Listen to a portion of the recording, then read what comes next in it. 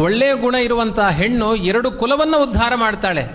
ಕೆಟ್ಟ ಗುಣ ಬಂತು ಅಂದರೆ ಹೆಣ್ಣು ಮನೆಗೆ ಒಂದು ಮಾರಿ ಆಗ್ತಾಳೆ. ಇಷ್ಟು ಭಯಂಕರವಾದ ಸ್ವಭಾವ ಇದೆ ಅಂತೆಲ್ಲ ನಿಂದನೆ ಮಾಡಿದ್ದಾರೆ. ಕೃಷ್ಣ ಬಂದು ಯಶೋದೆ ಬಳಿ ಹೇಳ್ತಾನೆ, ಅಮ್ಮ, ಹೆಣ್ಮಕ್ಕಳ ಚಾಡಿ ಮಾತಿಗೆ ಮಾತ್ರ ಮೋಸ ಹೋಗಬೇಡ. ನಿನಗೆ ಯಾರಾದರೂ ಗಂಡು ಮಕ್ಕಳು ಬಂದು ನನ್ನ ವಿಷಯದಲ್ಲಿ ಚಾಡಿ ಹೇಳಿದರೆ ಅವಾಗ ಸ್ವಲ್ಪ ಎನ್ಕ್ವೈರಿ ಮಾಡು.